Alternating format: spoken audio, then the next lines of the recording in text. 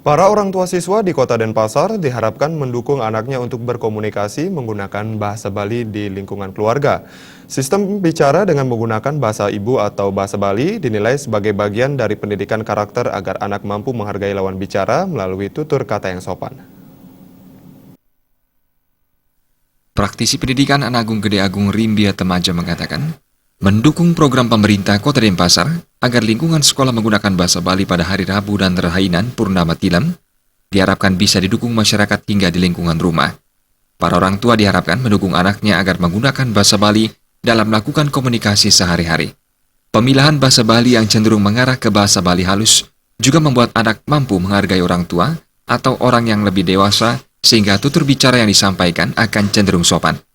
Para orang tua disarankan jangan mengkaburkan penggunaan bahasa Bali di lingkungan keluarga. Harus berbahasa Bali, Purnama dan Tilam. Jadi manfaatnya karena anak-anak sekarang itu adalah kebanyakan berbahasa Indonesia sampai di rumahnya tidak nyambung dengan bahasa Bali. Sedangkan 2 jam itu kalau membuat PR tidak nyambung dengan orang tuanya karena orang tuanya tidak tahu bahasa Bali. Nah inilah yang perlu masyarakat jadi di sekolah kita kembangkan bahasa Bali supaya ajak Bali.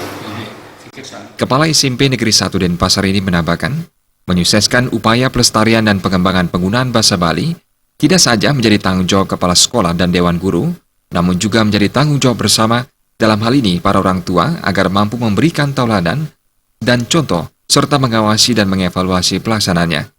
Suteja Bali TV.